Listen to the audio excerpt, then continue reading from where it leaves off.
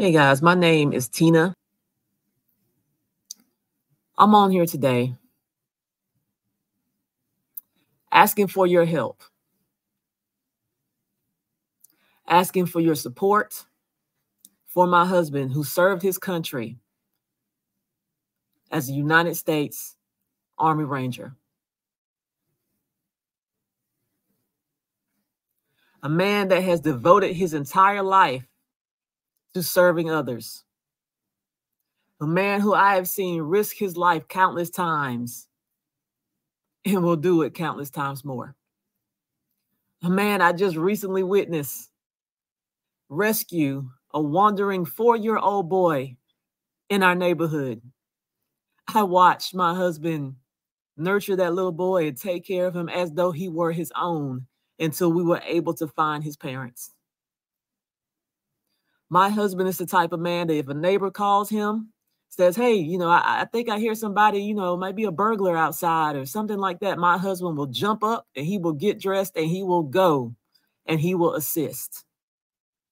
My husband is the man that walks the streets in our neighborhoods at night, policing our neighborhoods when other neighbors will not.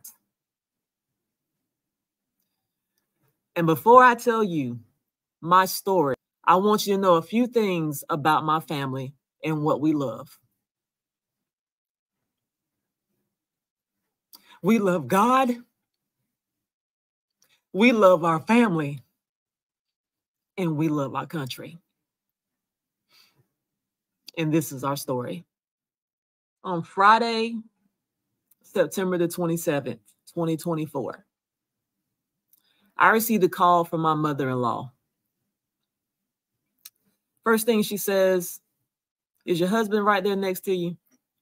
And I say, no, he's outside. She says, well, put him on the phone. Dad wants to speak to him. I immediately began to worry because Dad has been in the ICU for 3 weeks now. We've had questions about his care, like why is he not getting better? Dad's been very unhappy in the facility. And now we get a call from Mom that says Dad's on the phone. He wants to speak to his son. So I say, okay, let me go get him. So I go outside, find my husband. I say, I got your mom on the phone. She says, Dad wants to talk to you.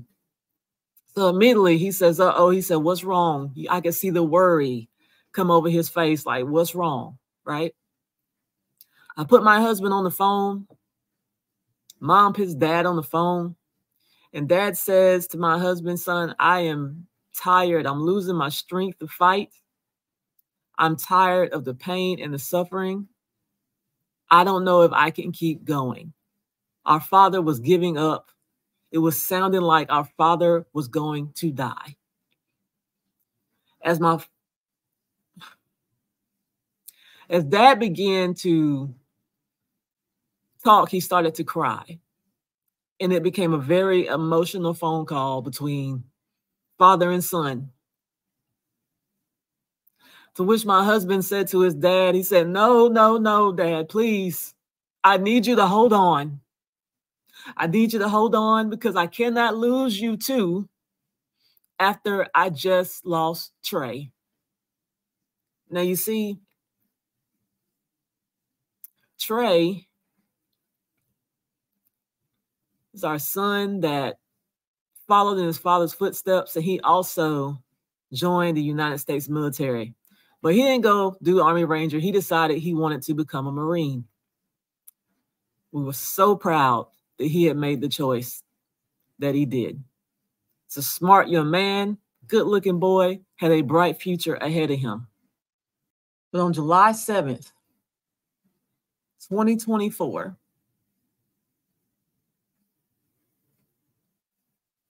our son Trey took his life at the age of 29.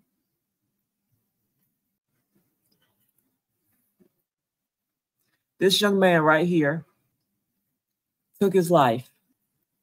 My husband, he is still grieving the loss of Trey. It just happened.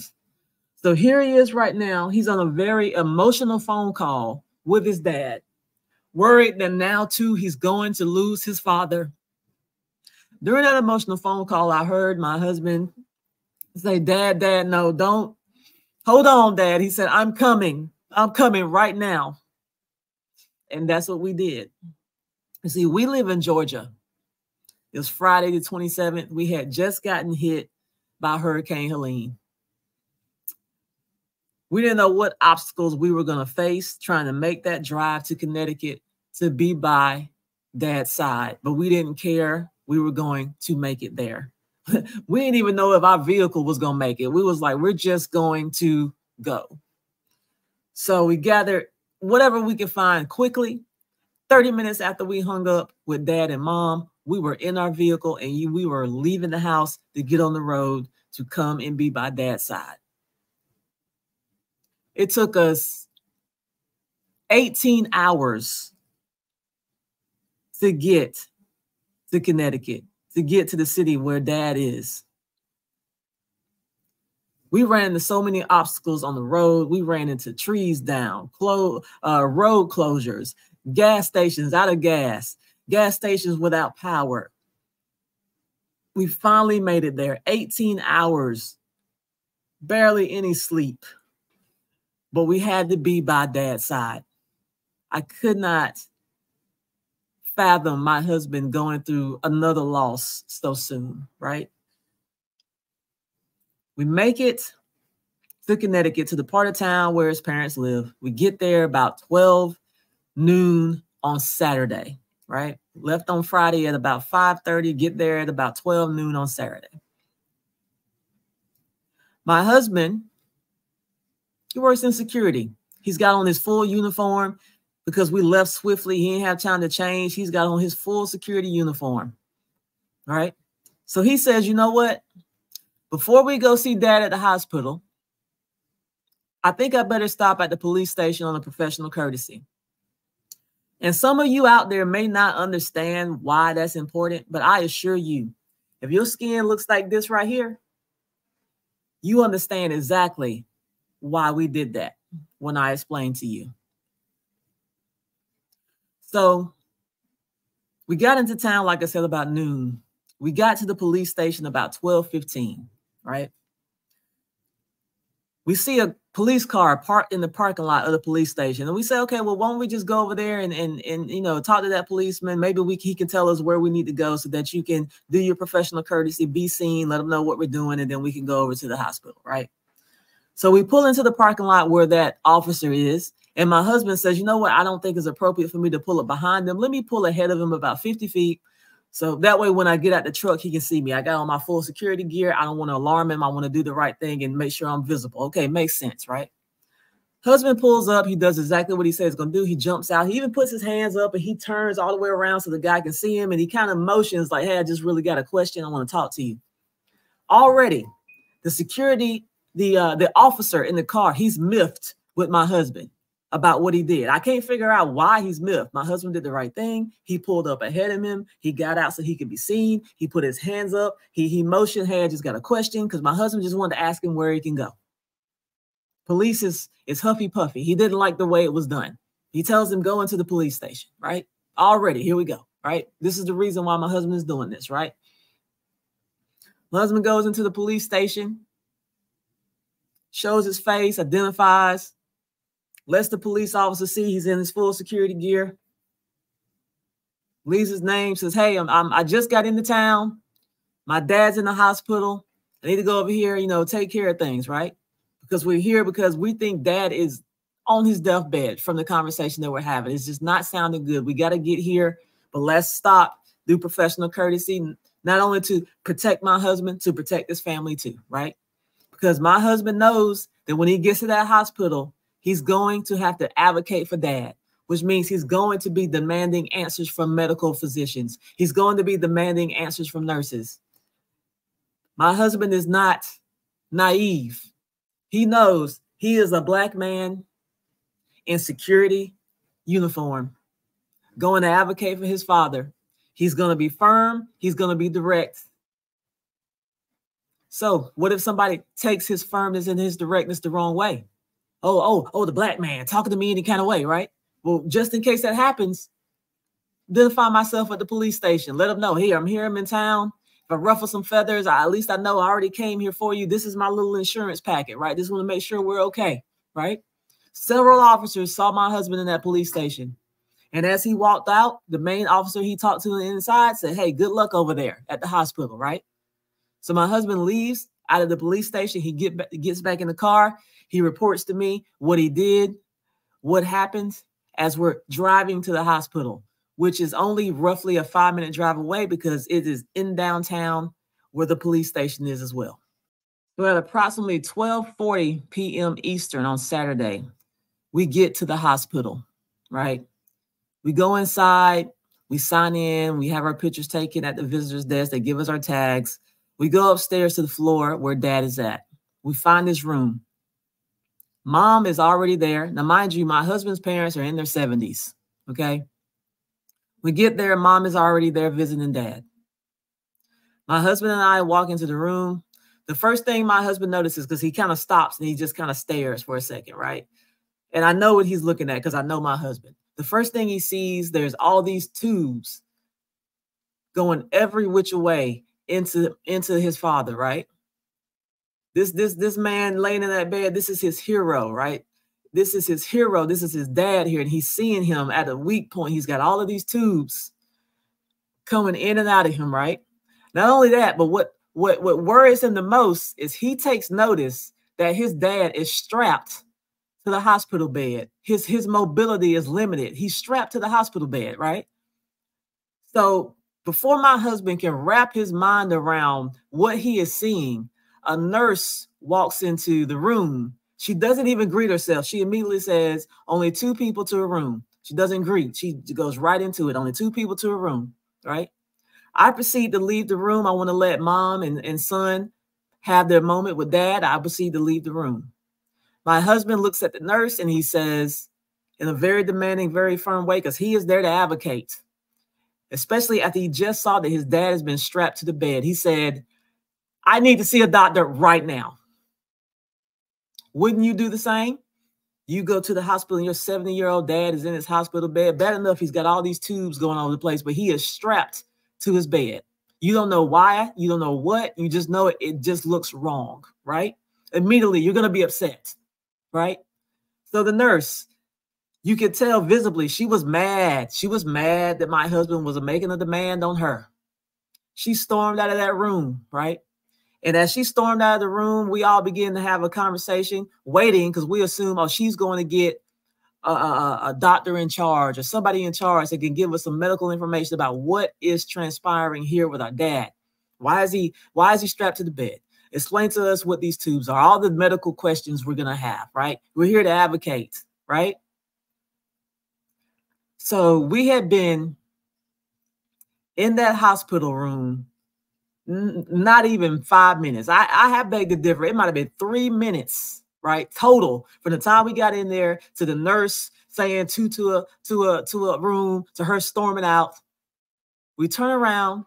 There's 2 security guards standing at the door. Here we go. We're thinking, here we go. This is my husband is. No, he's thinking this is exactly why I stopped at the police station. He's probably thinking, I'm glad I stopped at the police station because here we go, right? I guess here we go. Gets the security called on you, right? So I have the audio from the security interaction. I want you to hear it because it speaks volumes. This security guard is a representation of the hospital. And when you hear the way he spoke to my husband while accusing my husband of being the one who has a terrible approach, you're not going to believe it. So I'm going to play it. I'll give some context as we go through. But here it is. This is a security card that shows up. Apparently, the nurse, instead of going to the doctor like we asked, she went and she got security. Listen to this recording. All right, so the first bit of audio you're going to hear the security guard ask my husband to come over here and talk, right? And then you're going to hear my husband say, no, I want to talk right here, right? And you know why he says that. I'm going to tell you why he refuses to go over here and talk, wherever here was for the security guard, right? My husband is smart. He's like, I'm not going to go away and talk to you. He's like, I need witnesses. He's like, I want to talk to you in front of everybody, right? Mainly his family. He wants to have the conversation with the security guard in front of his family because he already knows the security guard is here to be an aggressor. He's not here to de-escalate. He's not here to help. He's not here to hear the family side of the story. He's here because he has already taken the word of the nurse. Okay? So let's go into the video and I'll give you some context as we go through it. Here we go. You want to come out here and talk? Hey, come out here and talk. No, it don't work that way. I don't care what you are. I don't care what you are. All right, so here we are, 14 seconds into the security guard arrival. He says, "Let me talk to you over here. Let me talk to you over here." My husband says, no, I want to talk to you in front of everybody, right? The security guard is like, that's not how it's done. That's not how it's done, right? Why does my husband want to talk to him in front of everybody? He wants witnesses. He doesn't want to go over here, wherever over here is with the security guard. He wants to talk to him in front of everybody, right? To protect himself, right? Protect his family, right? Let's have this conversation where everybody can hear it, okay? Let's continue. To tell you, I've already talked to the guys, and I don't want to do this. This is a family thing. Yeah. All right. So what's my husband say next? He says, understand, I've already talked to the guys. He's referring to the police station where he went before he came to the hospital. He's referring to the fact that he already spoke to a policeman and gave him a heads up. I'm going over to the hospital to handle my dad, you know, so on and so forth. Right. And then he proceeds to tell the security guard, this is a family matter. Right. Let's continue. No, I got that. Hold on. Stop. He did. I got that. I did. I told her that I was here to handle my family's business. Okay, y'all get that, right? Yeah, we get it, but you're not really proving yourself like coming in my face, bro. Really? Yeah, right. All right. Okay. So, but know that we're down here. You got a family member in ICU. Oh yeah, I can relate. Just please. You can't flex your muscle like you're not really. Yeah, I can relate.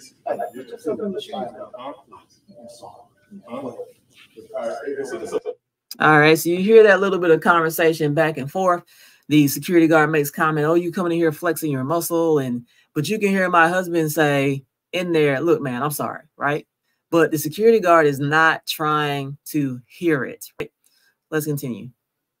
About that though, when you make somebody feel nervous about doing their job and stuff like that. Yeah, she took it. And I understand what the perception is. Okay.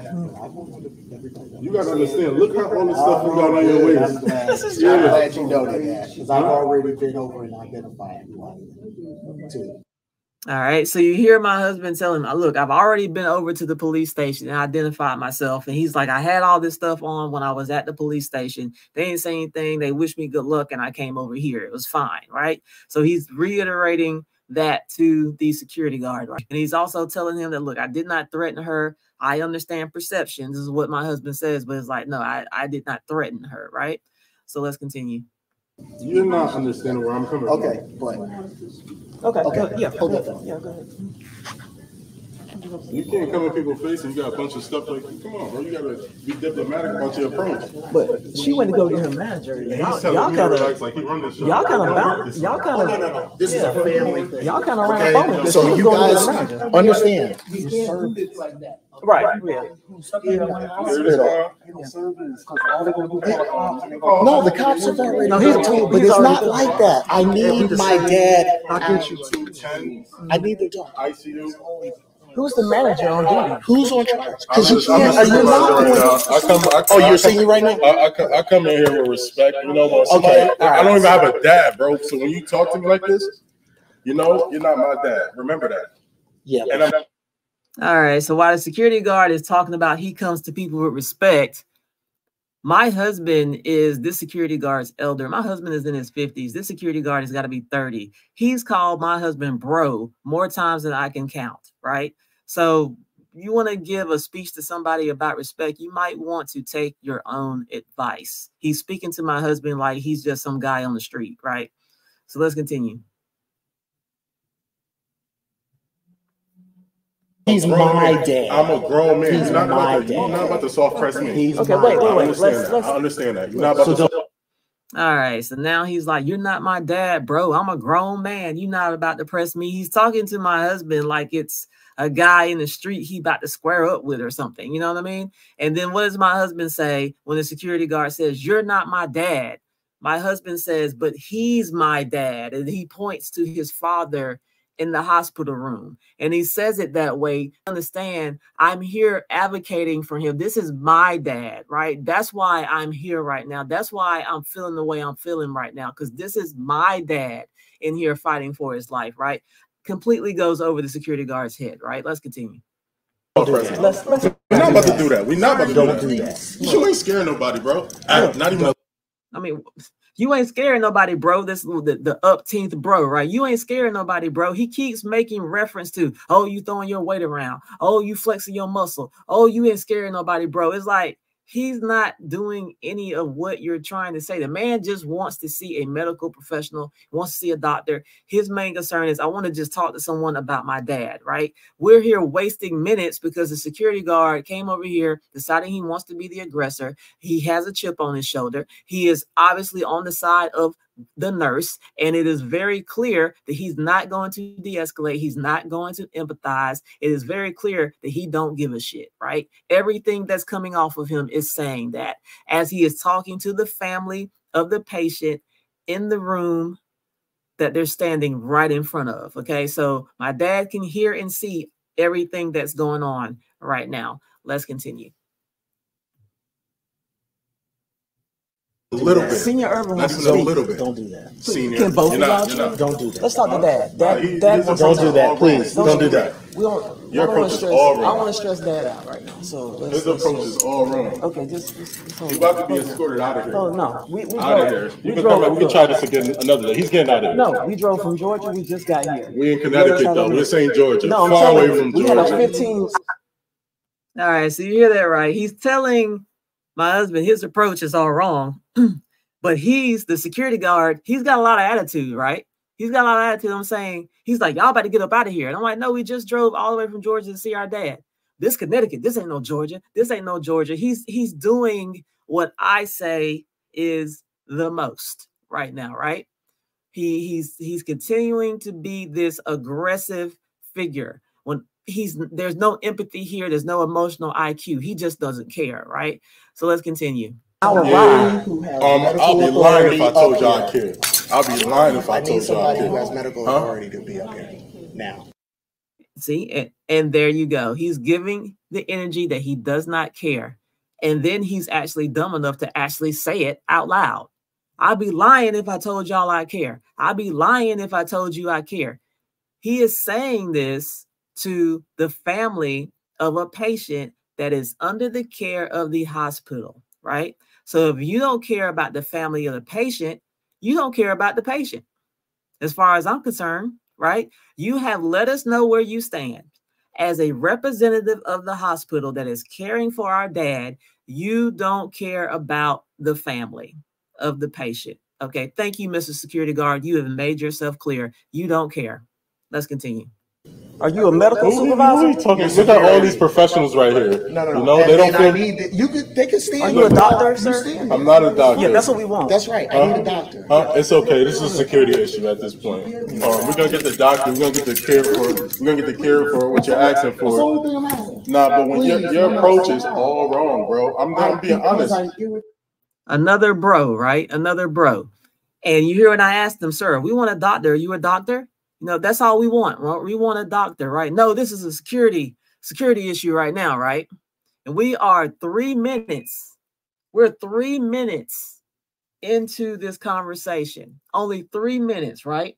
Now, one time that he really tried to figure out what the family side of the story was, right? Because he didn't care. He came in with whatever information he received, and he decided, oh, I'm just going to boot them out, right? As he said, he don't care, right? Let's continue.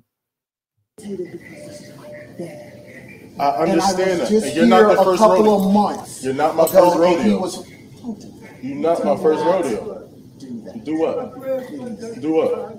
Oh, do what? Your dad's calling you. Let's do it. Yeah, we haven't even seen you. So I don't really understand why he kept saying, "You're not my first rodeo. You're not my first rodeo," to what my husband was saying.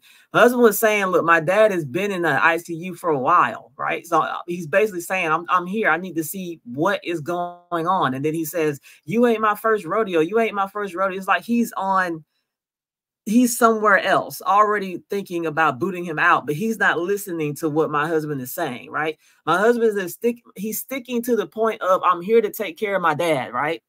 He's sticking to that point. I'm here to take care of my dad. I just want a doctor, a medical professional. But the security guard language he is speaking is, you're out of here. He's not speaking in what does the family need to feel better about their dad, who we're taking care of in our hospital. He doesn't care. No emotional IQ, no empathy exists with this guy here. So let's continue. Yeah, so let's go. Let's talk to him. Man, I don't know. I'm saying, he could go ahead. He out of here in a second. He about to be out of here in a second. Yeah, give us some breathing room. Give us some breathing room. I need the professionals up here. All right, so that's the conversation between security and my husband and me. It was like not even a 4 minutes, interaction from the security guard. He not at one time asked us our side of the story, right? He's like, "You about to get up out of here. I'm booting you out," right? So what happened next, you won't believe. My husband is on the phone talking to the doctor. The phone is just outside of my dad's hospital room. It's probably like not even 3 feet from the opening of the door to his room, right? So he's like, my husband's like right there by the room talking to the doctor, right? So this is the scene in this very moment. All right, so let's go. You got into his woman's face. His woman's face. She don't feel comfortable. You got a bunch of stuff. Listen to that. He didn't get in her face. I was watching. He didn't get in her face. Weren't you just in the car? Yeah. When I came? No, he's on the phone. All right, so you hear me again. The security guard is talking about, oh, he got in the nurse's face. First of all, the security guard was not there, but we were the witnesses. He did not get in her face. So he's taking what the nurse has told him, which was a lie, and he's running with it. And he ran on that lie and called the police to the hospital. The same police from the police station that my husband had already went to. He'd already self-identified. He'd already made himself very visible. Yes, I'm here in my security gear. I'm about to go over to the hospital. Several police saw him. They was like, good luck. And he rolled out. And now he's at the hospital, right? And the police just showed up. Not one, not two. There are several police that show up at the hospital, right? This is exactly why my husband went to the police station in the first place, to avoid all of this, because it was not necessary. He was not there to hurt anybody. He was not there to start a commotion. He was not there to bring any drama. He simply showed up because he wanted to be able to see where his father was at, talk to some medical professionals, a doctor, somebody that could give him some insight. Because remember, when he first got to the room and set eyes on his dad has got all these tubes going every which way, and he's strapped to the bed, right? So automatically, my husband was like, what is up with this? I need somebody to tell me what in the world is going on, right? That's the headspace that he's in. He's worried about his father, and everybody else is worrying about, oh, you in this security, get up and you doing this and blah, blah, blah. And we done told you a million times, I want a medical professional. I want a doctor. I want to talk about my dad, but nobody's listening. I'm on the phone from the doctor now. Hold tight. This is the guy you're talking about? This is his dad. He drove from Georgia. He went over to the sheriff's department to have him go over there and not him and my dad, right? Just in case they call you, I want to show my face. I talked to McAllister and I was coming. And David. All right, so you hear my husband. He's talking to the cops that show up. He said, hey, I talked to McAllister. McAllister was his who he spoke to when he went into the police station before coming to the hospital. And he's telling the guy, look, I already talked to McAllister. I ID'd myself. He saw me. I told him where I was going and what I was doing, right? He's telling him these things, right? Let's continue. And then also, you can also hear me talking to another cop that was with them, telling him the exact same thing. You know, we went to the police station first, you know, just to make, you know, just to kind of cover ourselves and just to, you know, these things. So I'm telling the other officer that as well. Let's continue. Do everything. All right. Just like I got thought. But I told them, McAllister. Oh, you don't have to take it. Yes, I'll take it. All right. So now in the background, you hear the other officer talking to my husband. Okay. While we're trying to handle everything with the family, trying to get a doctor, trying to get a medical professional, one of the lead officers, at least I'm gonna say he's lead, he's kind of in the front of this group of officers that just showed up. He's like sizing my husband up. He's looking at everything on his security uniform or whatever, stuff like that. So he's like really like sweating my husband, right? So let's continue. That's how we make sure. Yeah, I'm having a problem with the officers up here, and I've already seen them. No, stop. All right, so you hear my husband say, yeah, I'm having a problem with the officers up here, and I've already seen them. He's like, I've already seen them. I've been to the police station. And then you hear him say, stop, because that one officer is like all up on him, like messing with his security belts and all that stuff. So my husband's like, stop. Like, my husband's like, what are you doing? You know what I'm saying? Let's continue. Okay, so we're in the hospital. Okay. Please step. Yeah, step aside. We'll figure things out in a second. Because we're not. He's under the care of the staff right now, so he's fine. All right. Do you hear that officer say, oh, he's under the care of staff right now. He's fine. And we've been saying we're here because our dad is not with the care he is getting, right? Everybody keeps telling us he's fine. And we're telling you, we're the family of the patient. We know because our dad is telling us he's not happy with the care, right? So we're here to find out what is going on, right? Let's continue. Making a lot of people nervous. He just said he's not fine. All right. My father said he's not fine.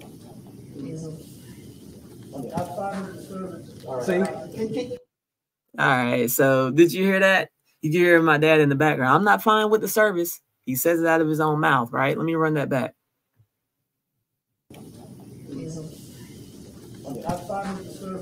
See? Can you just give us a It's okay. I see his vitals. I'm controlling. Yeah. All right. Yeah. Of course. Your grandson what? My grandson All right. And if you're listening to the background, you don't hear anybody screaming. You don't hear anything disorderly going on. You hear a lot of little conversation, but nobody's loud. Nobody's belligerent. There's no signs of disorderly conduct happening, right? So I'm over here talking to the charge nurse. I'm trying to pay attention to what's going on with the police officers because they're really sweating my husband. And my husband is like, I don't know what is happening right now. I gave the professional courtesy. I went over to the police station. I talked to McAllister. Several officers saw me. Nobody gave me any issues. They just said, hey, good luck over there at the hospital. And I left, right, after telling them what I was coming over here for, which was, you know, talk to the doctor, get some medical professionals, you know, to give me some information as to what is going on with my dad, especially since I just showed up and saw he's got all these tubes and he's strapped to his bed. I'm just trying to get some answers, right?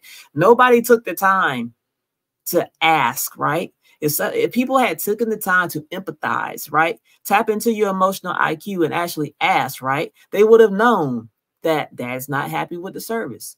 They got dad strapped down in the bed here. I'm just setting eyes on him and I'm just seeing these things, right? I need some explanations from the medical staff, right? This is what I'm trying to get. This is what the family was trying to do.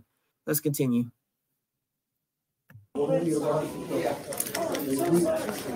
What's going on? Do you have any weapons on you? Without reaching for it. We'll take care of this. We'll make the best of it. I understand probably you have some things going on with your pops right now. It's up to your doctor. Your doctor makes it. So your son is talking to your doctor. So it's up to the doctor. I don't know You what happened. know, living, everybody can leave the hospital, but it always works better. Family talks with the doctor, maybe. All right, so you're the charge nurse in the background. She's talking to my dad in the hospital, and she's like, yeah, it always works better when the family talks to the doctor. Your son is talking to the doctor, right? He was supposed to be talking to the doctor, but the officer showed up and made him get off the phone. But even the charge nurse is like, yeah, it's always better when the family talks to the doctor. We know this. That's why we're there asking for the doctor. But nobody wants to give us really what we want, except for that one nurse who was really awesome, gave us what we wanted, and we still couldn't get it because the cops showed up and demanded that my husband get off the phone with the doctor, right? Finally getting what we want, and here we go, right? Here come the cops. Let's go.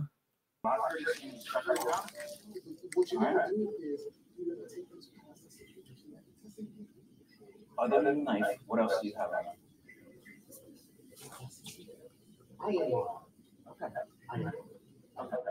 All right, so you hear the conversation.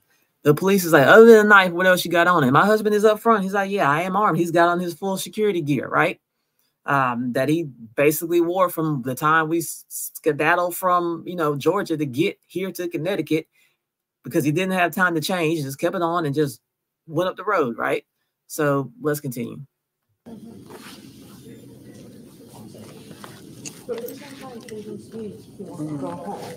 Yeah. And what does family think? I'm Lolly. I'm the charge nurse. That's why. I'm just Take over. Okay. My father is smart. He knows what he wants. He's not happy here. So that's why we want to talk to the doctor. Okay. Yeah. So it's good. It's the right choice. Talk to the doctor. Yeah. All right, so you can hear the charge nurse. She's agreeing with us. Yeah, you're making the right choice. Talk to the doctor about what's going on with your dad, right? And I'm telling her, look, my dad is really sharp. If he's telling us that things are wrong around here, he's not making it up, right? That's where we are with the charge nurse. She's in agreement that the family should be communicating with the doctor, which is what we've been trying to do since we got up there, right? All right, I gotta hang here for a minute until we locate this firearm. All right, so then the officer says, we need to locate this firearm, and he proceeds to grab my husband's arm, right? So automatically when someone grabs you, especially in this situation, and my husband is like, dude, don't touch me. Like, what are you doing? Why are we even doing all this, right? I already gave you professional courtesy. Like, what is happening here, right? This is what happens next. Don't do that. Don't do that. It's not necessary. Don't do that, please. Don't. Please. Back up. Get out of the way. Please stop. We're gonna know. Shit. Telling you. So in this moment, the officers pulled their weapon, and I'm standing next to my husband. I immediately jump in front of him. They got their weapons drawn for no good reason. They just didn't like the fact that my husband had on his security gear, right? Grabbed my husband for no reason, just grabbing his arm, right? So I jump in front of him. My 70-year-old mother, or my dad's, or my husband's 70-year-old mother jumps in front of me. So me and my 70-year-old mother-in-law are in between Tori and those officers. Had I not been there,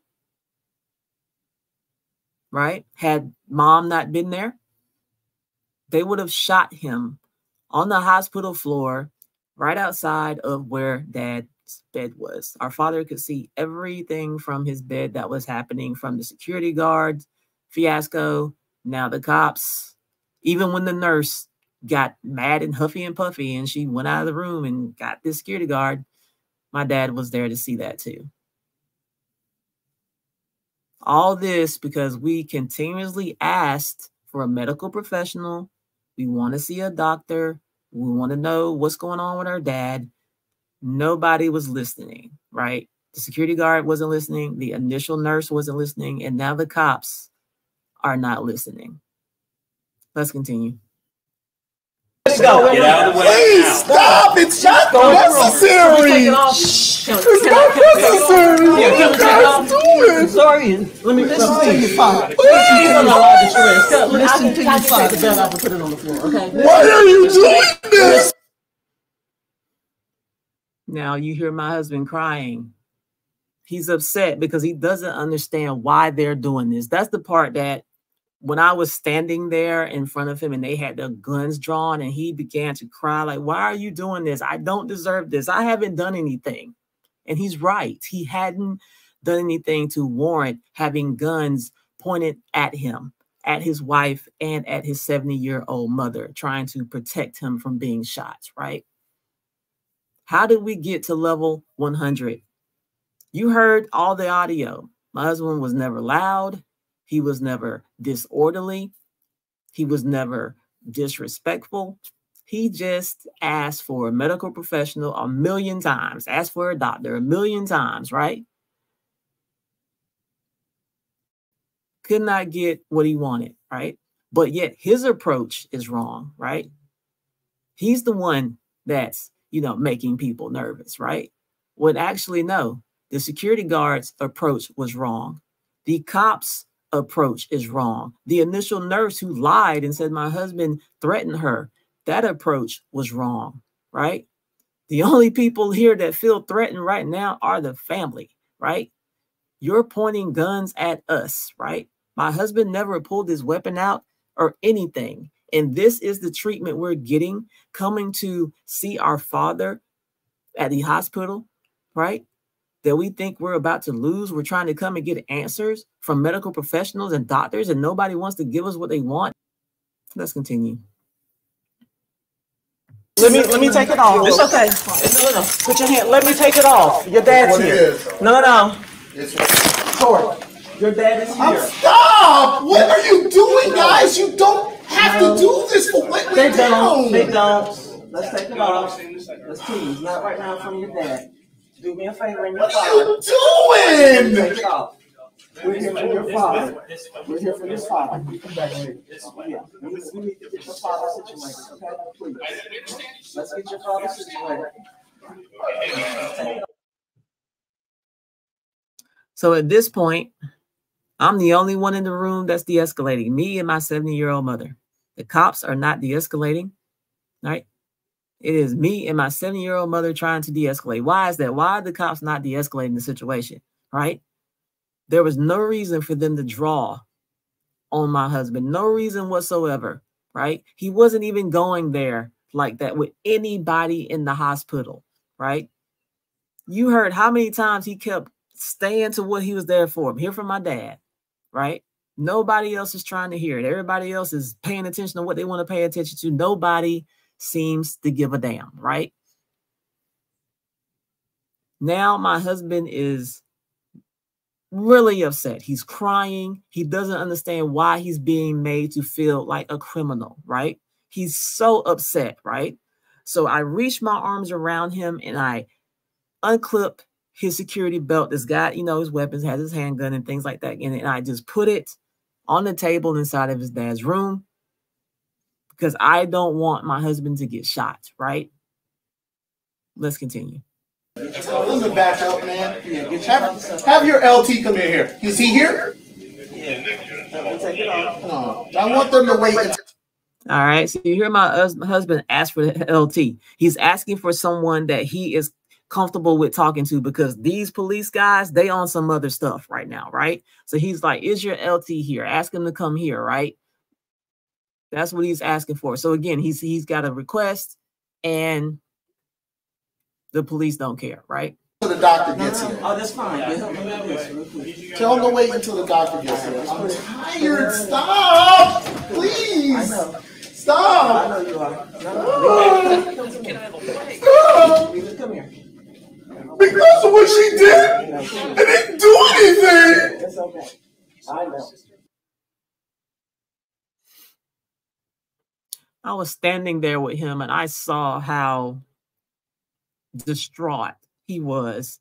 I saw how he was hurt too. Like, I don't understand why y'all are doing this to me. I didn't do anything to deserve this I don't understand what's happening. Why are you guys doing this to me? He was so distraught, right?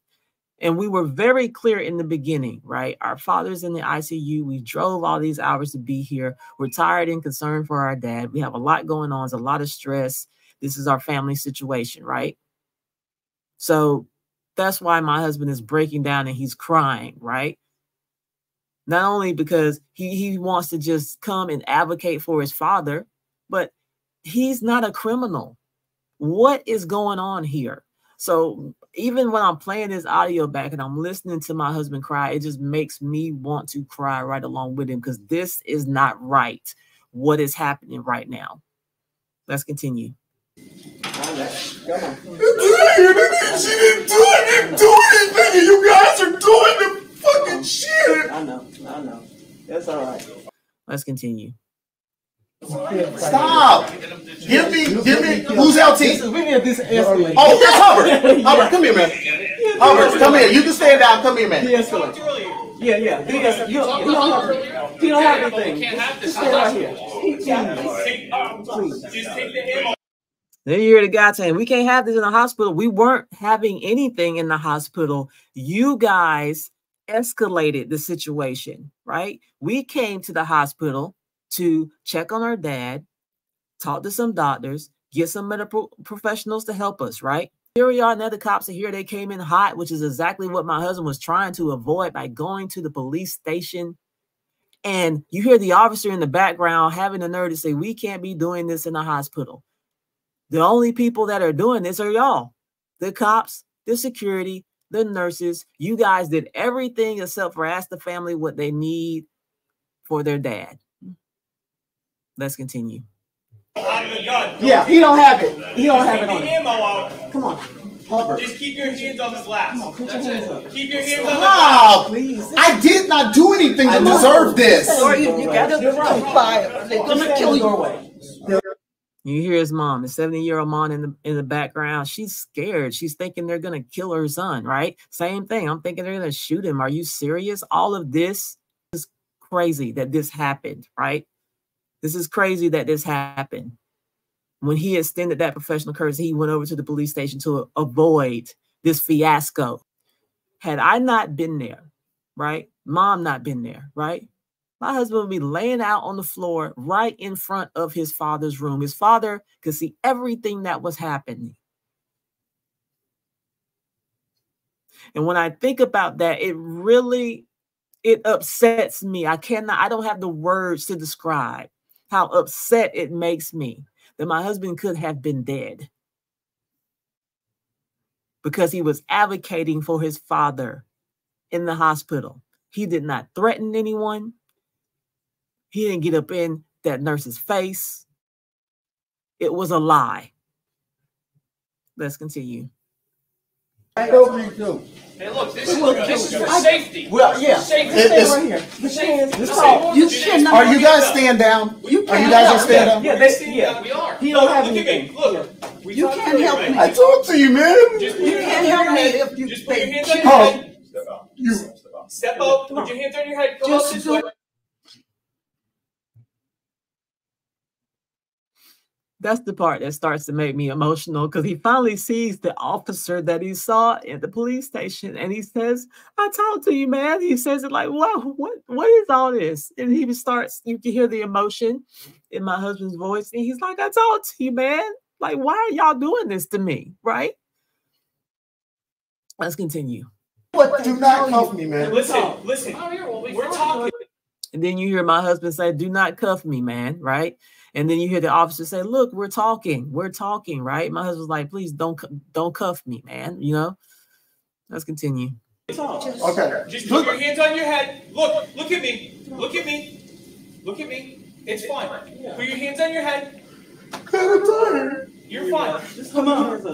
I didn't do anything. All I Put said. your hands on your head. Put your hands on your head. Come on. Just come over here. He just lost his son. Okay.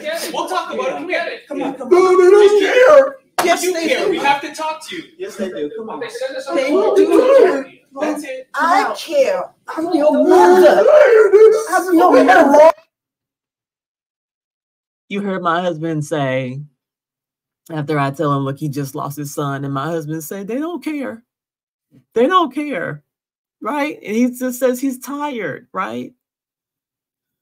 That like broke me on the inside, right? And just hearing it all over again just makes me cry, because for them to take him, not only him, but they took the family through all of this additional emotion, as if we don't have enough emotion already going through what we're going through with dad, right? Dealing with the recent loss of our son, right? So now you're here and you're adding more trauma to the situation. And there was no reason that it had to go to this level. There's nothing that we did here that warranted this. And my husband is so upset, as you can hear in this audio. Let's go. Oh, I love you. I can't. It's so wrong. It's so wrong. I was just talking to you and I did not do her like that. It's just being you. Just put your and I know the de-escalation. Please, guys, you know I know. You guys holster too. That's fine. Holster too. Here, we'll holster. Just put your hand on your head. Hold. And you see at this point, they still have their weapons drawn, right? So we're still in front of them. They still have their weapons drawn. My husband had to ask them to please holster your weapon. Please holster your weapons, right? And they're telling my husband, come out with your hands on your head, right? Let's continue. Holster. There you go. Holster too, please. Holster, please. Come here. You know I'm not. Come here. I got you. I got you. Just talk to him. We feel safe. I got you. My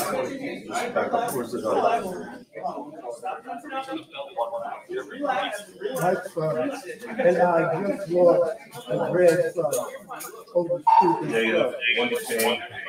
I'm gonna run it back, but you hear my dad from his hospital bed says, I just lost my grandson to suicide. You can hear him say it in the background, right? Because he's watching everything that is happening. I'm gonna run it back a few seconds. Lost a grandson over stupid.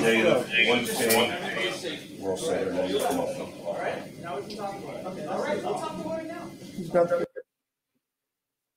So they handcuffed my husband, stood him up against the wall. Okay, now we're all safe. We can talk right now, right? After you guys were the ones that pointed guns at us, right? Wasn't the other way around. My husband wasn't disorderly, but he was very confused as to why y'all took it to level 100 when all he was asking for was a medical professional, a doctor, someone to help him understand what was going on with his dad. Okay, so the audio you're about to hear is me telling my side of the story to one of the officers on Saturday, September the 28th, after everything that happened at the hospital. This is after we get there, after we went through our ordeal with their security guards, after we went through our ordeal with the cops pulling their weapons on us, after they handcuffed my husband and they took him to a room around the corner and put him behind closed doors, right? So this is where we are. I don't know if he's been arrested. I don't know what's going on. I just know they got my husband behind closed doors and they're talking to him, right? So I'm in another room on the opposite end of where he is in. I mean, like what looks like be like a break room or something, like only a few steps away from my dad's ICU room. So I'm in there talking to this officer. And when the audio starts, you hear him introduce himself and you'll hear me say my name.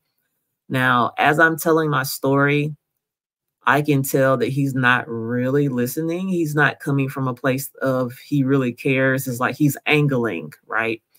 And as you hear the audio, you'll know what I'm talking about when I say he's angling, because I can feel it, right? So let's start with the audio and then I'll give context as we go. Here it is. I'm Jim. Okay. I need a security to escort those guys out. So one guy going to stand by. Yeah. Come on over here. Okay.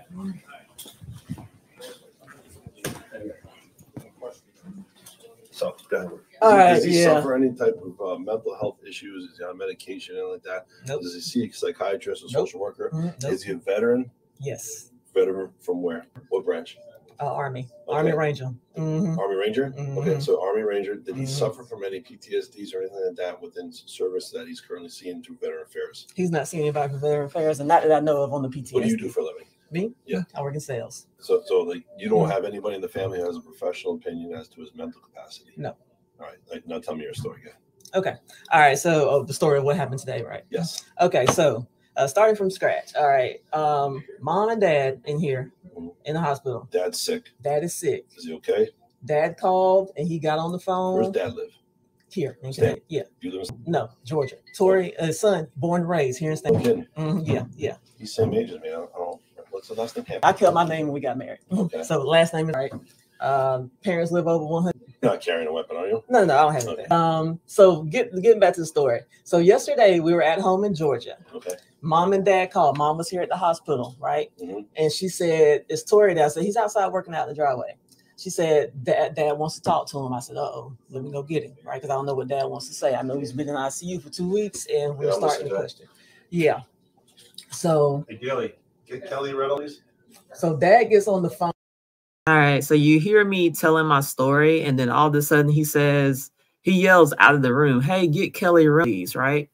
So of course I hear this, and I'm like, "Okay, what's Kelly Reynolds for, right?" So let's continue. And he's crying, and he's like, "Please get me out of here."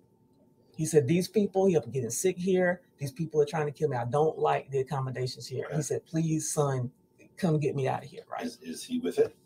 Is he with it? All with it up top? Yes, he absolutely is. Yeah, he's sharp. Okay. So we said, okay, well, it's time to make the drive. We knew we were going to have to come up here, right? This is Sergeant Reynolds. She's going to check your bag.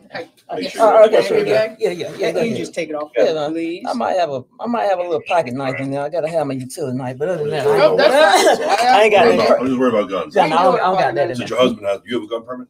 I do. You carry? I do. From Connecticut or Georgia. Yeah, Georgia. So your Connecticut, your permit is in Georgia? Yeah. Everybody got a gun in Georgia, right? Everybody got one. You don't even have to have a permit no more in Georgia. All right. But anyway, getting back to my story. Okay.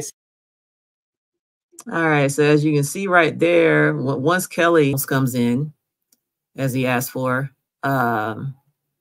she searches my bag after I, told him I didn't have anything. She searched my bag. And then she proceeds to frisk me. So I'm up against the wall in frisk position, and you'll hear her frisk me, right? And then you'll also hear him ask me about, whether or not I have a permit to carry. Now, I've said 100 times from Georgia, I'm not from Connecticut, right? But he asked me if I had a permit to carry. I said, yes. They were like, is it Connecticut? I'm like, no, it's Georgia. Because that's where we live. That's where we're from, right? So then I try to get back on track to tell my story. Let's continue. So Dad gets on the phone. I told you like what he says. He's ready to get up out of here. Son, please come help me. So we drove the 16-hour drive from Georgia to up here. You came up with him? Yeah, me and drove in the truck. We came up here. We just got up here maybe we probably maybe been here all together maybe 3 hours with this whole ordeal since the time we first got here to now. Maybe it's been 3 hours since we've been here. So the first thing we call Mom. Mom is still at the hospital. He's going to give you this in the cash, right? Oh yeah, please. Money. Now what's going on? He's being arrested right now. For what? And we'll figure out the charges, but it's pretty serious. Unlawful, carry of a weapon in the state of Connecticut. He's not licensed to carry in Connecticut. That's the big. So now you notice. So one of the officers comes in and they hand me all of my husband's cash that he had in his wallet, right? So I ask, what's going on? And so that's when the officer that I'm speaking to says he's being arrested. And you hear me say immediately, for what, right? And he says they don't know the charges right now, right? Is what he says. And then he says, well, the most serious thing we have is possession of a weapon without a permit in Connecticut, right? And you notice he says that's the biggest thing we have, right? So if that's the biggest thing that they have, that tells you, that lines up with the audio in which I tell you that there was no reason for those officers to draw a weapon on my husband and his family. When I said my husband did not threaten anybody, he didn't put his hands on anybody, he didn't even raise his voice, he didn't pull this weapon out, right? So with him saying, oh, well, the biggest problem we have is having a weapon without a permit in Connecticut, right? So when he says that, that lines up with the audio in my other video in which you were listening to when the officers pulled their weapons on my husband. And we had to jump in front of them. And I told you it was unwarranted. They had absolutely no reason to draw their weapons on my husband. The fact that he said, well, the worst thing you got is just having a permit in Connecticut, right? That tells you right there, and that backs up what I said. Yeah, because had it been anything worse than just having a gun without a permit in Connecticut, and worse would have been had my husband threatened somebody, which he didn't. Had my husband put his hands on somebody, which he didn't. Had my husband drew his weapon, which he did not, right? So that backs up what I was saying when I was telling you guys, them pulling their weapons and everything that transpired at this hospital was totally unwarranted because he did not do anything to deserve that, right? And this officer in this moment, after my husband has already been handcuffed and taken behind a closed door to be questioned by those officers, and he comes and he says, after he's told me he's being arrested, and he says that the biggest problem here is not having a permit for a handgun in Connecticut, right? So all of that transpired. All of that weapons drawn on us and the whole nine, right? It was excessive, right? The officer backs it up right here when he says, oh, you know what? The biggest problem is, you know, having a handgun in Connecticut without permit. Why he took us through all of this, right? So let's continue. That's the biggest one. Okay. So we'll go on with your story. We'll get to the back of it. Go ahead. All right. Is he still here? He's walking out now. Can I go? You won't be able to talk to him now. I'm sorry. No, he'll get a phone call when he's in jail. Yes. And we'll have him call you. We'll take your number down and I'll have him call you. Or I'll call you from the jail. How about that? So go ahead. Finish your story. I'm all discombobulated now. My husband in jail. This is mom, right? Just mom. Okay. Oh, man. What do you need, mom? You need something under the counters? The officer. Am I in your way? Yeah. What do you need, ma'am? All right. So as I was saying. Oh, you need she needs a Canada Dry. Fair enough. So do I. I might take one with you. You need ice, mom? Give her some ice, Cal. Oh, man. I really hate that. So in this moment, after they have just told me that my husband is being arrested, I'm trying to regather my thoughts because inside I'm so upset. I'm one of those people, guys. I try to be as cool as a cucumber under every situation. It's like, don't let them see you sweat, right? But inside, I was just like, oh my God, they just arrested my husband, right? And I'm trying to recollect my thoughts so I can continue telling him my side of the story. And mom comes into the room where we are because we're in a break room. It's got ice, it's got drinks. So she's coming in to get, you know, drinks, ice or whatever. And she doesn't know that her son has been arrested at this point because I just found out, right? So I'm trying to gather my thoughts. I didn't even say anything to mom. I just let her come into the break room as normal, get what she was going to get, and then go back out, right? So let's continue. I think we drove up here and wanted to see that, and this is not. You're welcome, man. Okay, sorry about that. Yeah. I'm sorry. Go ahead. Keep going with your story. I'm sorry. I really did not want him to have to go to jail. He's already so stressed out by I know. Well, we're going to try to make it, you know, as less stressful as possible. And everything. I can understand. Me personally, my opinion, yeah. He's got some mental health issues he's got to address. Yes, I agree. And we're going to see to it that he gets the help that he needs. But for now. All right. So you hear the police officer try to diagnose my husband as though he's some type of medical professional, right? Oh, I think he's got some type of mental health issues. We're going to make sure he gets the help that he needs. Okay. Yeah. By hauling him off to jail. Right. Okay. Yeah. Got it. Right. Let's continue.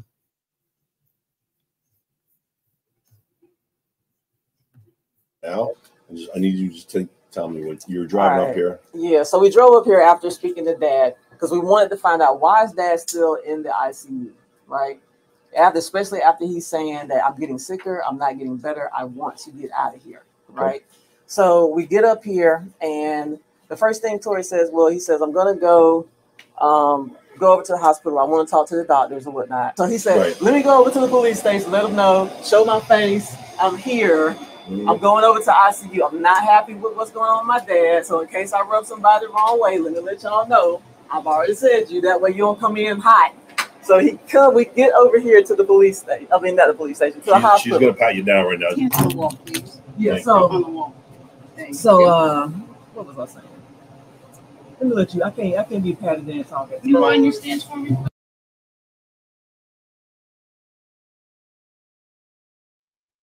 So in this moment, I am being frisked by the female officer that he called into the room as I'm trying to tell my story of what happened to our family. You'll even hear me say, it's like I'm just so, I don't even have the words for what I was actually thinking. I was just in total disbelief that this was happening to me. I have never, ever been searched or frisked or any of that. I've never even sat in the back of a police car before. This is all foreign and new to me, right? And I'm not liking the way any of it feels. So you'll hear me say that I can't be patted and talk at the same time because it really was messing with me mentally, right? Let's continue. Hands on the wall. All right. Thank you.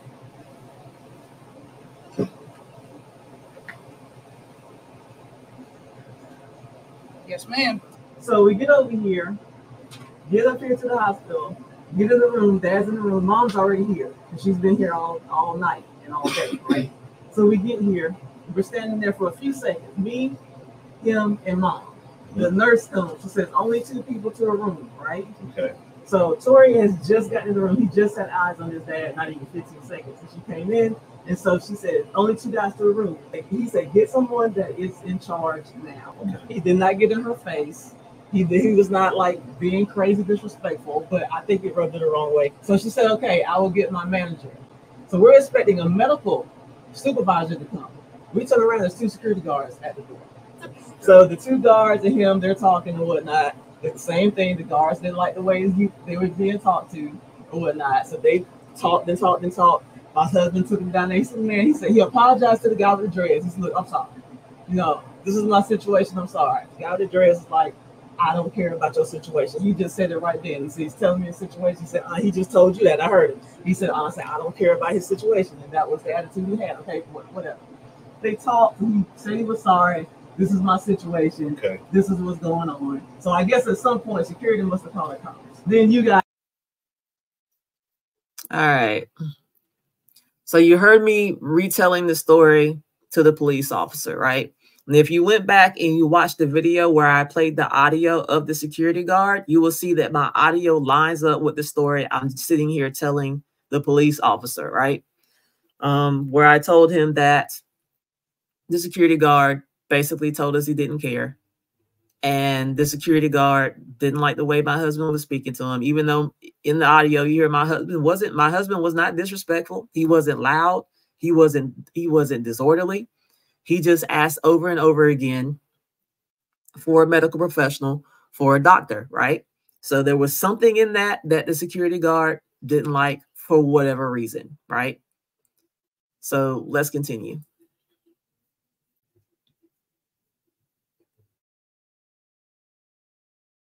I showed up right as he was getting on the phone with the doctor, because one of the nurses said, do you just want to talk to the doctor? And he said, yes, I want to talk to the doctor. Okay. So we found out the doctor can't come up here right now, but he'll talk to you on the phone. So he was like, cool, I'll get on the phone. So that's what he was doing. He was on the phone with the doctor, but everybody and their brother showed up. Okay. And you drove up just 16 hours straight? 16 hours straight, yeah. Now, and it's normal for him to dress that way? Yeah. What time did you leave? We left about 6:30 in the evening. What does he do for a living? He does private security.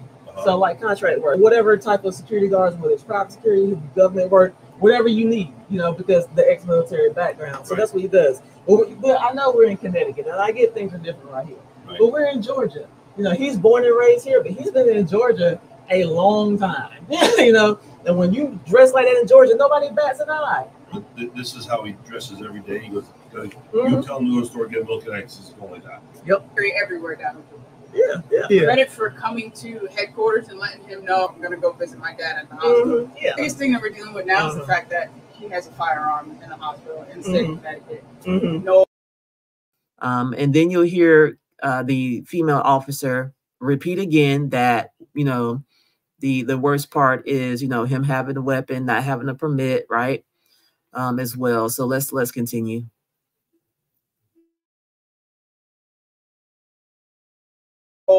Valid Connecticut permit. So that's what we're dealing with right now. We're going to talk to the initial nurse that he spoke to, see her eyes on it. As of right now, all the stories are kind of gel together. You drove up here? Your own car? Yeah, drove my own car. Where's that car parked?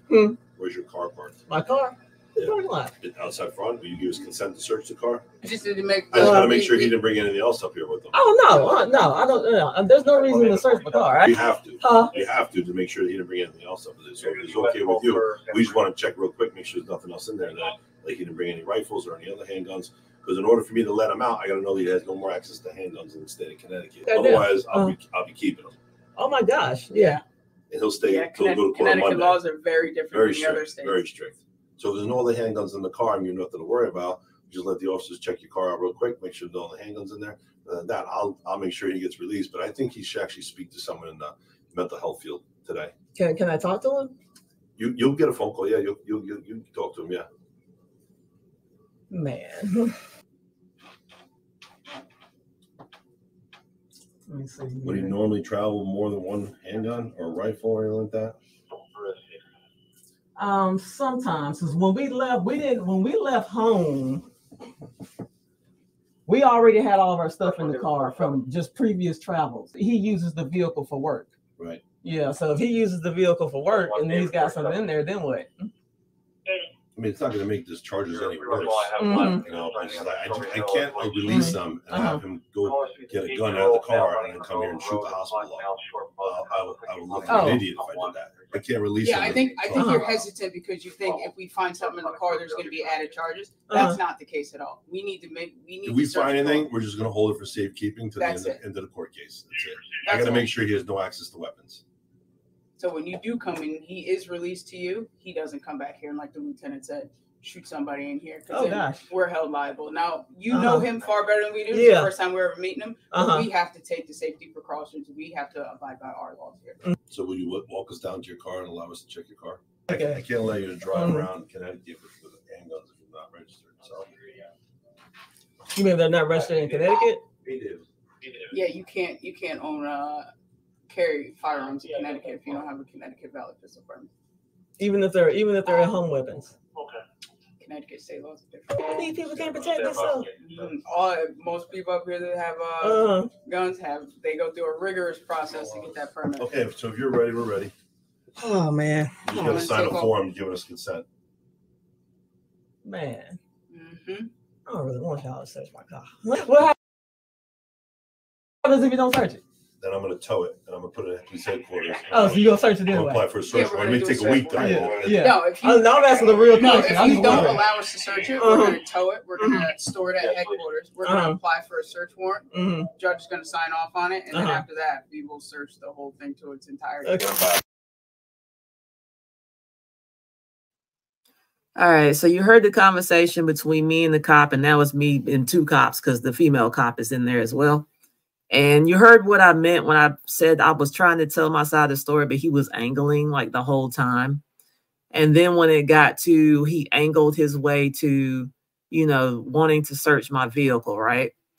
And my hesitancy in wanting to consent to search is really around the fact that I understand what my constitutional right is around that, right? And me feeling at that current time, they've already stomped all over our civil liberties by everything that has happened to us leading up to that point. And here they are again, continuing to just trample on constitutional right?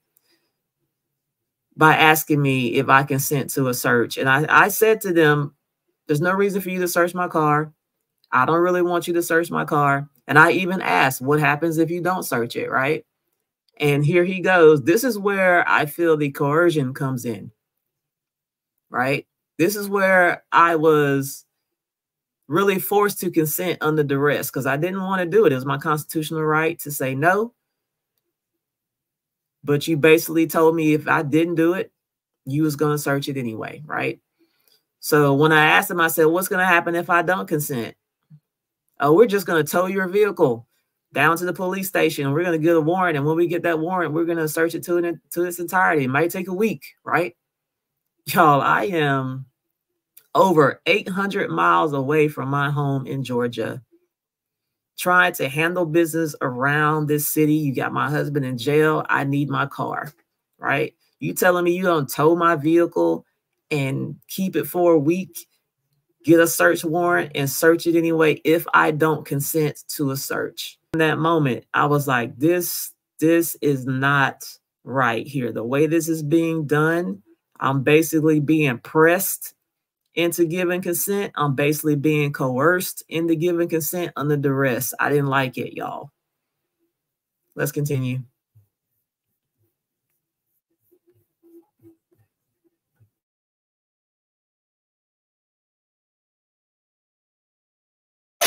Then you have to figure out a way to transport it back to Georgia.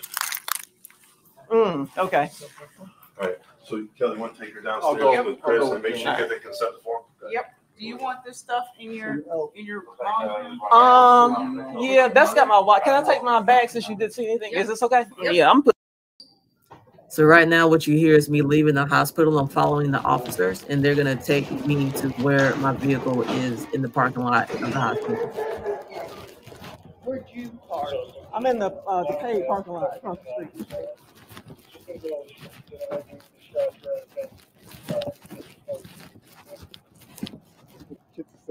It's the paid parking lot next to the valet. What kind of car is it? It's a black Sequoia. It's the paid parking lot next to the valet park. Yeah, okay, there's an officer. Say what? On the taller building, right?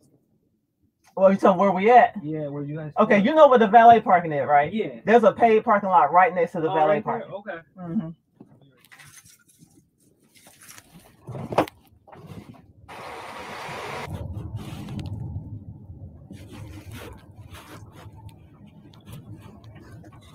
Okay, so now I'm riding in the officer's car on the way to my vehicle. I didn't know Connecticut was so strict. So I understand that. What's the law on, like, is it just handguns that they're strict about? Or is it everything? Long gun, handgun? Permit For just the handgun? Pretty much, yeah, handgun. Okay. So they don't care about long guns? No, we do care about that. They don't think okay. Just inside the house. You can have it, you said inside the house? Yeah. You need a permit for that as well. Mm-hmm. That is concealed carry. That's crazy. You originally from here? All right, so you hear me talking with the cop because I'm trying to understand, like, what's going on in Connecticut with y'all's gun laws, right?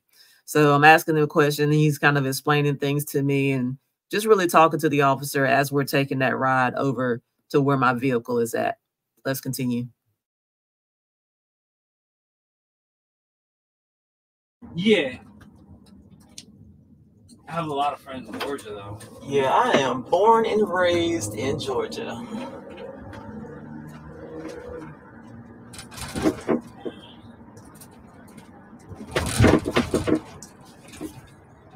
I'm talking about this part. Did we just pass the valet? Yeah, this is the valet. Yeah.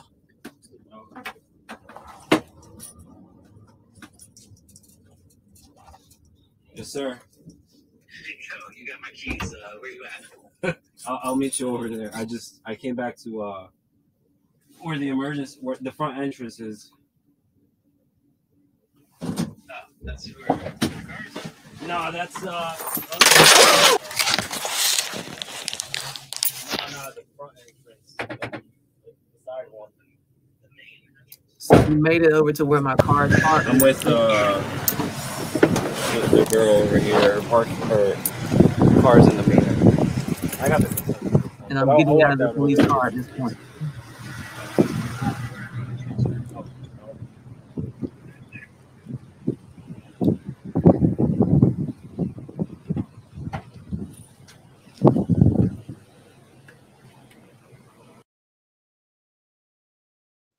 So at this point, I'm standing outside the police car right at the parking lot when my truck is parked.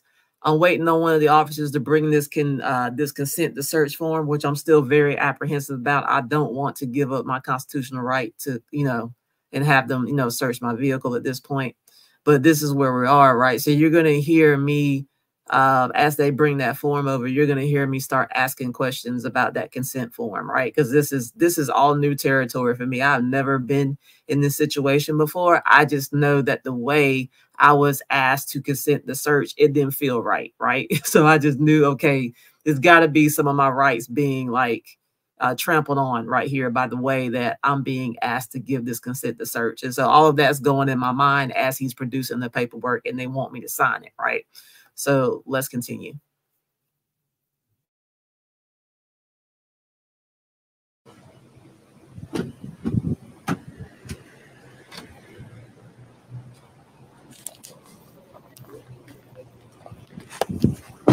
Really? Yes. You can show us clear from the overtime. I guess that's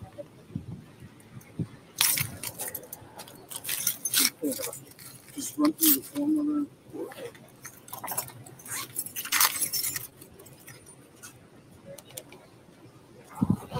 Quick little thing, just consent to search. You're just giving the authority to search the car. All right, so my constitutional rights not to have a search made in front of mention while the search warrant.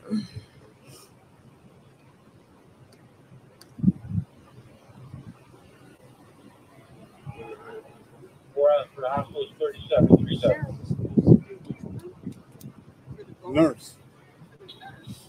308 to the 2024 07058.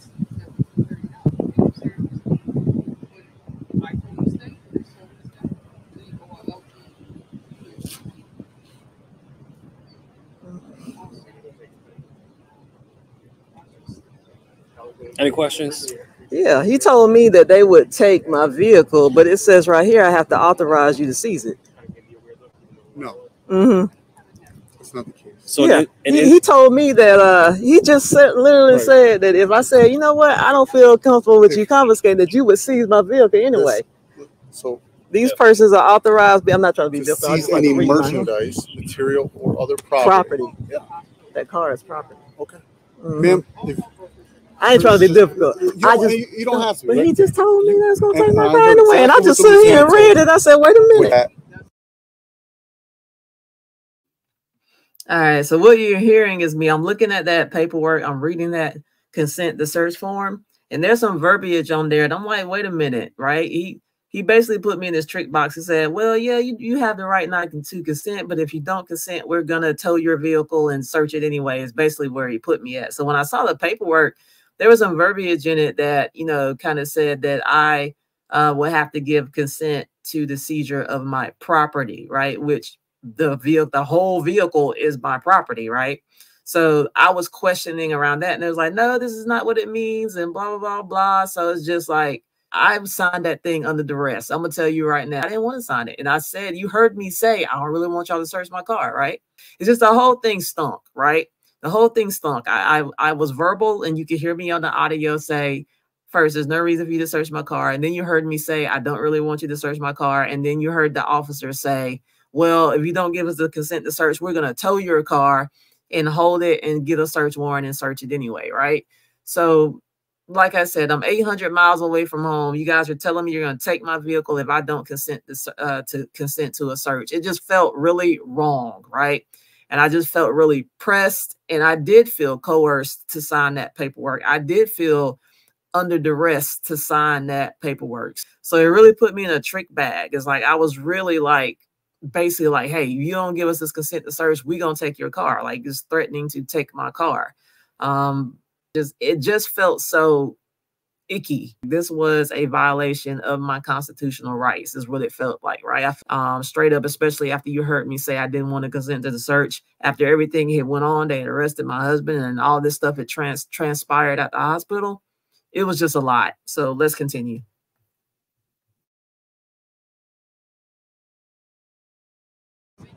there may or may not be evidence in that vehicle, right? If there's evidence in that vehicle, we are going to seize it. You do not have to give us. Hang on. Okay. You do not have to give us consent to search. You can say no. I'm not doing this. But I promise you, we're towing your car back to the police department, and then we're just holding it. We're not touching it. Other than that, it's going to stay locked. It's going to stay in a secure area. We're going to do a search warrant. It's going to, like she said, more than likely take about a week. And then once we do search it, then we would release the vehicle. All right, so I'm gonna stop that video right there, man. That was the experience. After, you know, they told me my husband was arrested, I was like without words, right? I was so upset, right? And then you heard me when I asked him, as soon as that guy brought my husband's money in there, and I asked him, I was like, what's going on? And he's like, he's been arrested. And you heard me immediately say, what for? And then the officer was like, well, we don't have the charges yet, or something like that. They're still trying to work on his charges, or something that he said, right? So you heard him say that. And it was just a mess, man. The whole thing just stunk. How everything was handled from the beginning just stunk, right? It's bad enough that we already came here because we felt like the care stunk, right? Then the nurse, the way she handled us stunk, right? And then the way the security guard handled us stunk. And then the way the cops handled us also stunk all the way to the end, right? And yeah, man, I really am almost about speechless on this. So that was my experience, man, trying to tell my family's side of the story to a cop that didn't really care at the end of the day. He's just angling, trying to portray my husband as having a mental issue. You saw how he basically tried to, you know, play medical doctor, trying to say my husband's got mental health issues and all that, right? So you heard him go there. And just the way it was handled, you know, him calling this female officer in to search my bag and frisk me, and then, you know, backing me into a corner to make me give up the consent to search. It was just all it made me feel icky. This shit I didn't like none of it. It didn't feel right at all, right? So guys, today is Monday, October the 7th. It is 10:45 a.m. Eastern. Still have not spoken to my husband yet. The attorney is supposed to be getting with him today. I don't have any further information, so I'm hoping that I get the answers that I'm looking for. This is torture, guys. Nobody is showing that they care about the pain and suffering of the family. Instead, they inflicted more pain and suffering on the family, which was totally unjustified, unwarranted, unacceptable. I want to do this video today because as I pull all of my documentation, my videos, my audio, I'm going to be creating videos and putting them here to document what is happening to my family. What I want to document today is the remainder of that video in which they came and arrested my husband a second time for the very same incident that happened on Saturday, the very same incident that was escalated by the hospital staff, all right? What ensued on Saturday was because of the hospital. It was their faults that everything got to the level that it did. We did nothing to warrant being lied on by their nurse, being disrespected by their security, and having weapons drawn upon us by the police that they called to the hospital. And for them to turn around and say, you know what? That wasn't enough. Let's sprinkle some more charges on there so we can get him good, right? Hospital is behind the second arrest of my husband. It is because of them that we are even more so traumatized. We have endured even more pain and suffering to my family that was already trying to hold things together and come together, be strong, and support Dad. You have broken our family apart. We came here to give Mom support. Now we can't give the support because of what you guys have all done. All we want to do was come into the hospital, see a doctor, understand where our dad's care was so that we as a family can decide what's going to be best. And the hospital, the police, the city, the state, all of them are responsible for taking this away from us. So I'm going to play the continuation of the video from the second arrest, in which 4 police cars, at least that I could see, and a big SWAT tank showed up at the home of my husband's elderly parents who are in their 70s, and mom, who's in her 70s, was home when they showed up. She's very shaken, very upset, very confused, as was I, as was my husband, because we had just bailed him out of jail after being arrested on Saturday. Why is this happening to our family? Here's the video of the second arrest in its entirety. Ma'am, stay there. Stay around.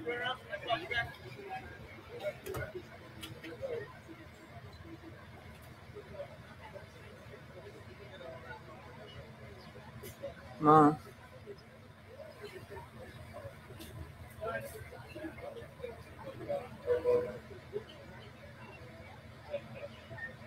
What's going on here?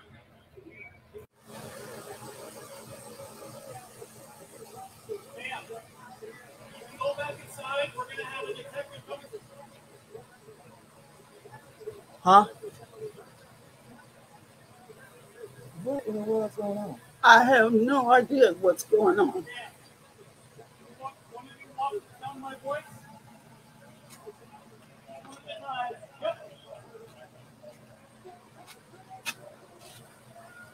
One second, man. Stay right there. We have someone ready. Yeah.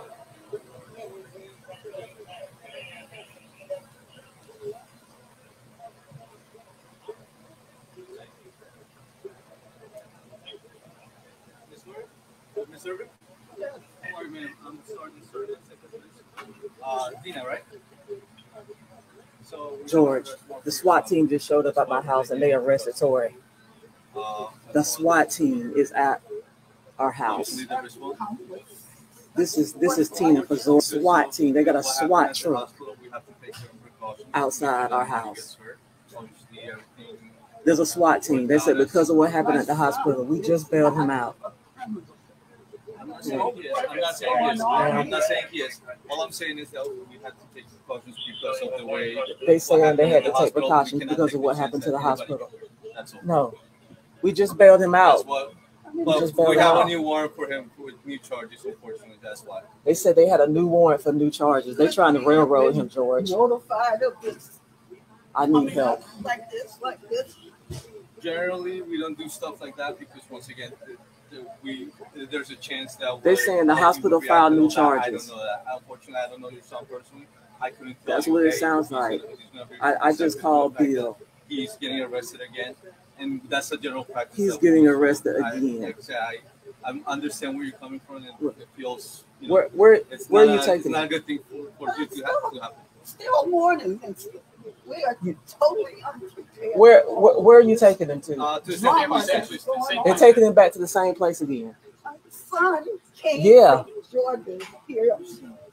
Well, how do they rearrest somebody? I get it. Who was in it?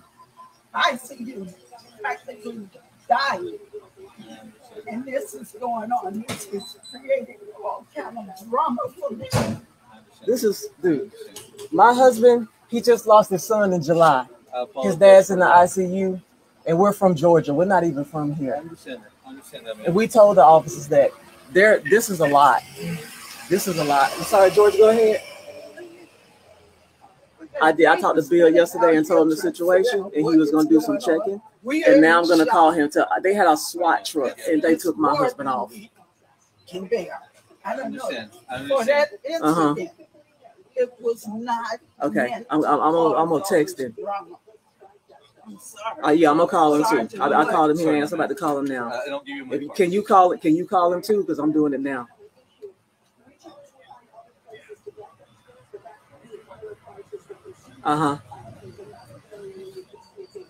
Okay. Okay. Right. Okay. Bye. So he's been brought to the. He's basically right now he has to go before the judge before he can bond out. So that'll be tomorrow, first thing tomorrow morning. Okay. Like I said, the responses because of He the doesn't situation. even have clothes on. He's in here in his shorts and t-shirt. Do you have pants or anything that we could bring for him? I'm sure his wife can. Yeah, let me go get him. Be happy to bring that Yeah, can I get some shoes and some pants and things? Absolutely, man. All right, look, hold tight. I'll be right back. All right, here, man. Just hold it. The plea field was totally overblown. I'm sorry, but it was outrageous. Yeah, all this because of hurt feelings. I have been Yeah, living in this community for the last 50 years. Mm-hmm. We have never, ever had any connection with the police department, done anything to bring any kind of drama to our lives. Yeah, and what happened at the hospital did not warrant all this. My husband did not do anything that warranted all this. He went there and he asked for a doctor. The nurse didn't like the way he said it. I don't like the way you're speaking to me. And she goes and runs and calls security. Then security comes and he does the same thing. I don't like the way you're speaking to me. And then he calls the cops and you come up here and treat it like a criminal. Well, the first thing we did when we got to Stamford, Connecticut, we went to the police office first. My husband said, hey, I'm here. I'm in town. I just want to let you know I'm going down to the hospital. They're not treating my dad right there. They're not right now. We're having issues with the care. So it's really odd that all of a sudden this is going on. They're trying to cover their butts. They've been acting weird for the last 3 days, hopping and popping like they haven't been doing before. And then all of a sudden this is what's going on. So I smell a rat right here with the hospital and with everything that's happened right now. It's trying to railroad my husband. This is not warranted at all. Yeah. Since when does all this come about because of hurt feelings? And I know you guys are doing your job, but put yourself in my shoes. This is crazy right now. Listen, and this is not. Yeah. I don't think this is what you guys expected when you guys were gonna come up here. So that's the video when they came and they arrested my husband a second time. Please support if you can, guys. I got to get him out of jail. I haven't spoken to him. And my brain, I'm going crazy over here. Not one person from that hospital sat the family aside and asked us for our side of the story. Not one. That speaks volumes. Those people do not care, right? So when the security guard employed by that hospital said out of his mouth, I don't care, he was representing the hospital because everything they showed matched up to what he said. An hour away. I don't know what the conditions they have him in. I don't know if they have him in there with criminals. I don't know if they have him in there with killers. I don't know if my husband is okay. And every time I think about that video when he's walking outside in his socks and a t-shirt and shorts, and I started crying because I know him and I know like what's going through his mind. He's like, I don't deserve any of this. Why are y'all doing this to me?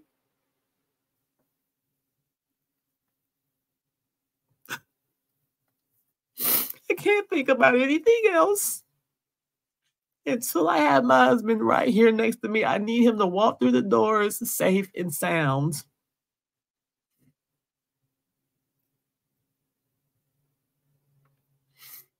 Anything you can do to help, I appreciate it.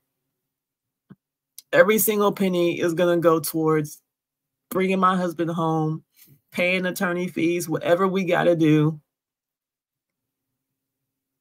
There's no reason this should have happened to him. And I do not want this to happen to anybody else.